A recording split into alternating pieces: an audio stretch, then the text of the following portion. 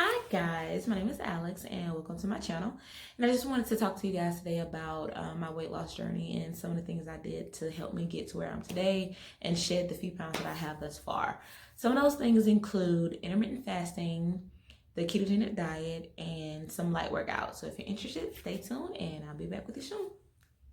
So, as I said, I've been on a weight loss journey. It's been almost 3 months now. I started in January, so here we are now. And I wanted to embark on a weight loss journey. And I guess, quick little backstory. The reason why I decided to try to lose some weight, is because I kind of didn't like the way, I didn't like the way I looked in certain clothes. It's like, okay, this is the year that I'm gonna do something about it. And I know it's cliche that some people say, okay, the beginning of the year, new year, new me type of thing, but it just kind of happened that way. So I just wanted to be okay with how I looked and not necessarily have to put on shapewear every time I wanted to go out or put on something cute. So straight to it. One of the first things that I did, I incorporated intermittent fasting, the ketogenic diet, light workout, and I just upped my water intake. So the first thing that I did, I researched intermittent fasting. And intermittent fasting basically is you're tracking your windows, or you're only eating within a certain window. So for example, the most common one is the 16-8 method, where you fast for 16 hours and then you're eating within an 8-hour window. Now, it doesn't mean you're eating consecutively for 8 hours. It's just that you have an 8-hour window to eat, your meals, whether it be breakfast, lunch, and dinner, or just lunch and dinner, or if you want to, do the extreme, only have one meal a day, which is called OMAD. But I never fasting before. I found what was best for me starting out was the 16-8 method. And I wasn't a big breakfast person, so I didn't eat breakfast. So I would eat my first meal anywhere between 12 and 1 o'clock. And then my next meal will be about around 7 or 8. But however it fell, I made sure not to eat after 8 o'clock. 8 o'clock was my cutoff. No matter what was going on, I did not eat after 8 o'clock. So, I went into the fasting mode, and it's good that way because the majority of the time that you're fasting, you're sleeping. So it doesn't really affect you much.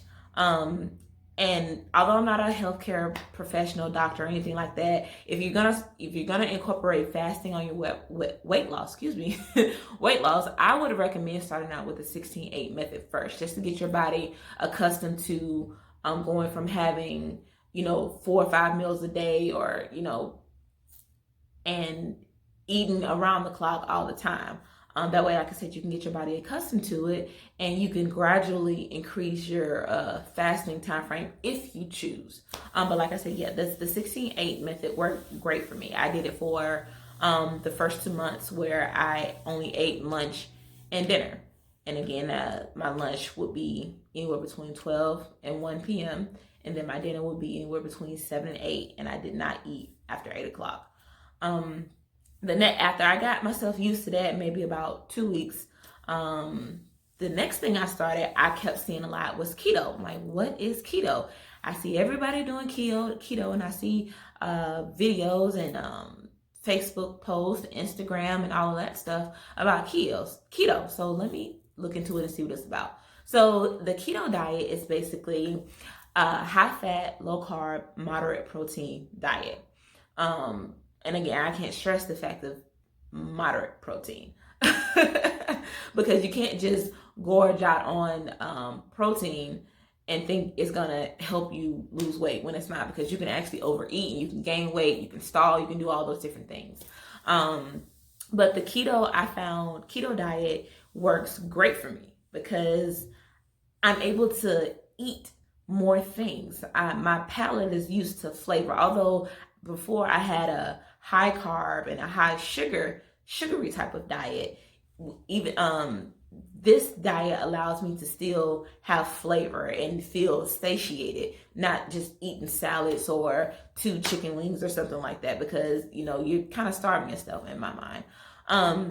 So the keto diet was great. And once you start it, you don't necessarily miss the carbs or the sugar once you get used to it. And then once you start experimenting with the different recipes, you're going to find that you're not going to miss taking in all of the carbs and the sugar as much as you did before, because you don't need it, because you're still able to eat meals that allow you to try different things and to have an explosion on your palate. You can use any type of seasonings that you want.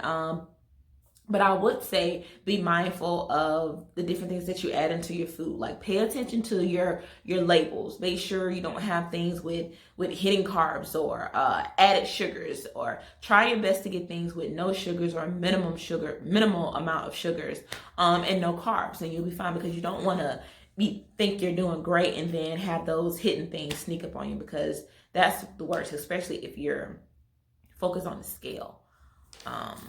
But yeah, the keto diet has been a lifesaver for me. And some of the things that I eat for breakfast, well, my brunch or lunch, as you would say, I would have like eggs, bacon, sausage, avocado, wraps. It just depends on your preference. But again, you want to make sure you're getting your fats in, and you want to make sure they're healthy fats. The one healthy fat that I've never liked before that I like now is avocado. And you can make the guacamole out of it and make a spread or what have you, but I find it's easier just to slice them up and just have them that way and throw maybe some everything but the bagel seasoning on it, and it's just amazing. But you can season it how you want. And for dinner, I would have things like chicken, fish, whether it be salmon, tilapia, or swayfish, or shrimp.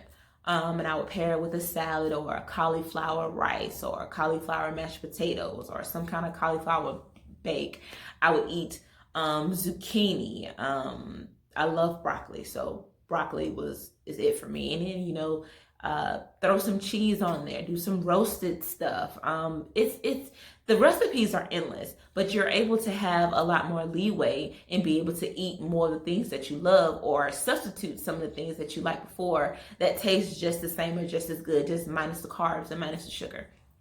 So that was what I did. And then once I got used to the type of foods that I like and the different recipes, it's like, okay. And I was losing weight. Within the first 2 weeks of doing keto and intermittent fasting, I lost 10 pounds, I believe. And it may have been water weight, but I'll take 10 pounds. 10 pounds over what I was before, I will graciously take that and not complain, not one bit. But I also incorporated drinking water. I would drink a gallon of water a day. So it would help me to not hold on to so much water weight, because before I would maybe only have like 1 or 2 bottles of water a day, which is not good. But yeah, I upped my water intake to a gallon of water a day, and I didn't drink it all at one time. I would start when I get up in the morning from 7 o'clock in the morning, and I would make that gallon jug last through 9 o'clock at night, 8 or 9 o'clock at night. And then once I finished it, if I got thirsty, I would just have more water, because that's the only thing I was drinking. I cut out all sugar. And so cutting out sugar is essential, because that sugar and carbs is going to add up and add up and add up. And that's actually how you hold on to that weight, or you gain that weight. It's the type of stuff that you eat, not necessarily. A lot of people look at the keto diet and think like, oh my God, it's high fat, I'm going to get fat from eating fat, or I just need more of that. You can do dirty keto and you can do clean keto. Keto has so many ways you can do it. Just do your research on it. That's the one main thing I'll say that you guys need to do, is just research, because there's so much conflicting information out there. But if you do your own research and do what works for you, you'll get the hang of it in no time. Because hey, look at me, you know. And I'll insert some before and after pictures of where I was and where I am now, and I'm keeping it going. So when I started the keto diet, one of the things I thought was like, okay, well, how do I know if I'm in ketosis?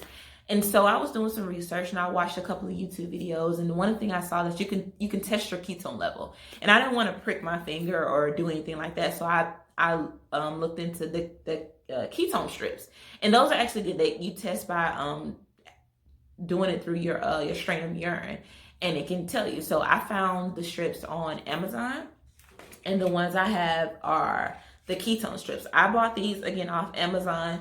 You can see here. And it gives you the information in the bag, and they were only maybe like $6. So, and this is what it looks like. And what I like about this is it gives you, if you can see, it gives you the different levels that you can see, and you can know where you are regarding your ketones.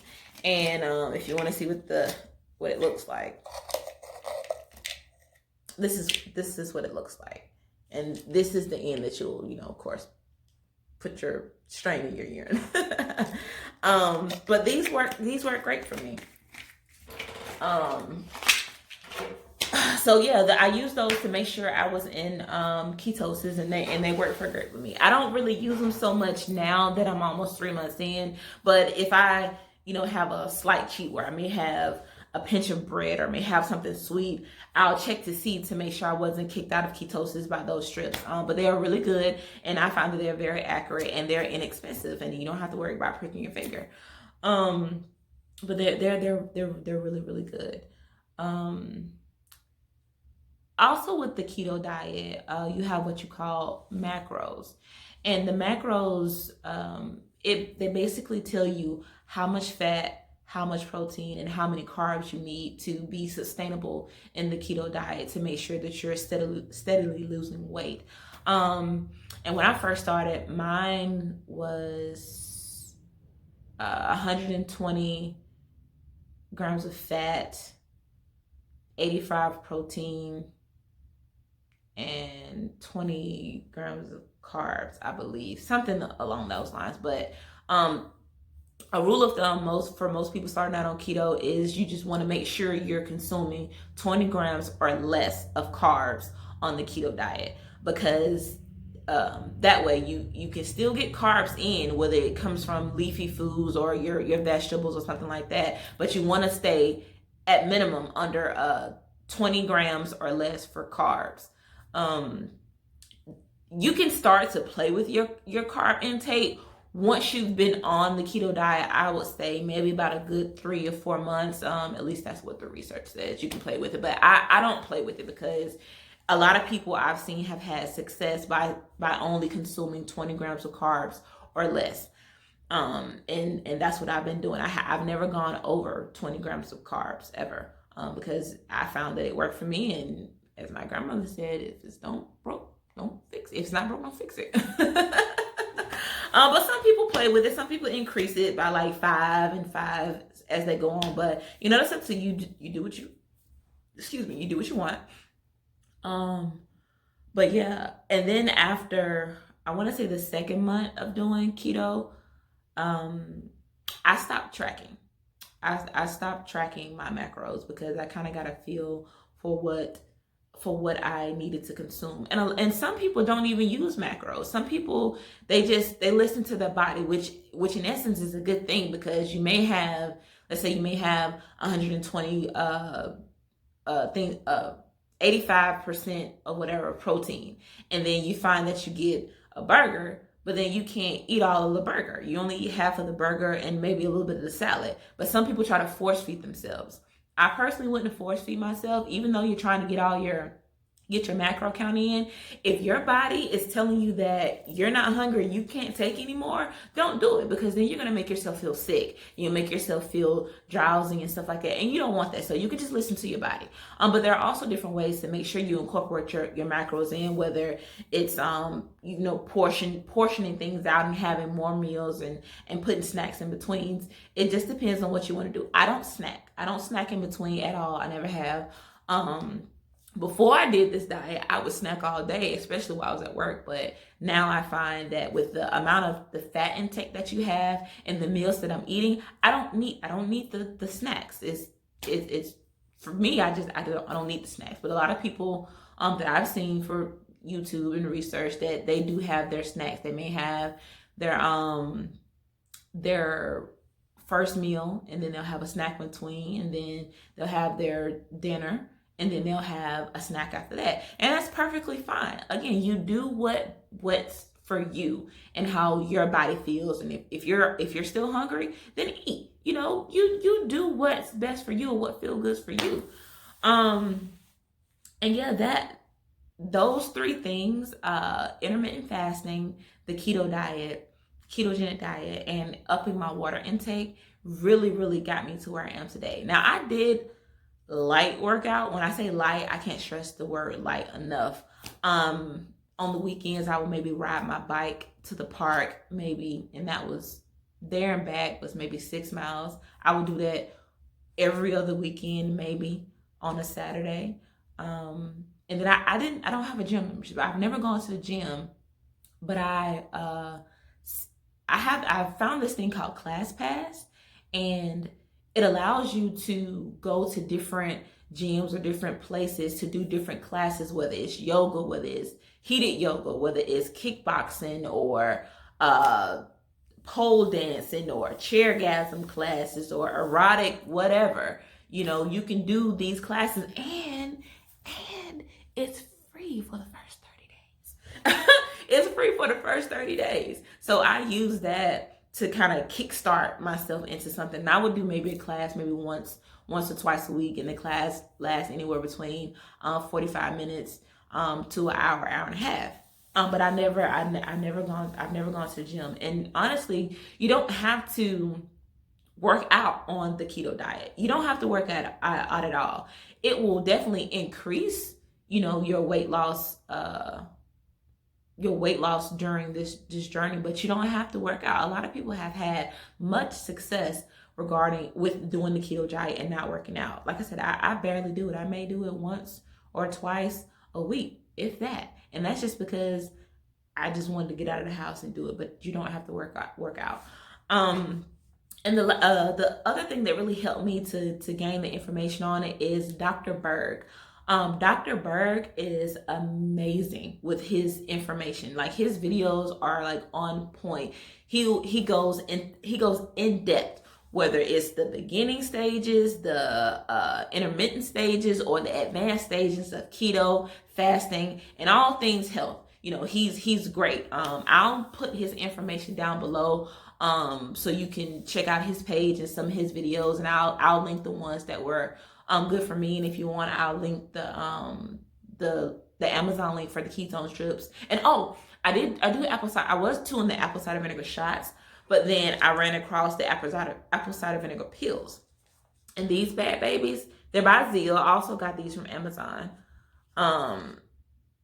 They're great. You take them 3 once a day. It says with food, but I just take it in the morning since I don't eat anything. I just take it in the morning and with a bottle of water, and that's it. And then I have my next meal. But that helps. It curbs your appetite as well. It curbs your appetite, and it helps with bloating and your digestive system. It kind of gets things flowing in the right direction. But yeah, guys, that's really it. I'll make sure I put some before and after pictures in of where I started and where I am now. And I also put some pictures in of some examples of some of my meals. Again, I don't really eat traditional breakfast food. So I'll insert what I have for a lunch or a dinner or something like that somewhere throughout this video. But if you enjoyed this video today, you want to hear more, you want to maybe see what I eat in a day, go through the process of what I cook and how I cook it, I'll be more than happy to oblige. But until then, my loves, I want to thank you for tuning into my channel. Feel free to like, share, and subscribe. And I'll be with you next time when I upload my next video. Thanks, guys.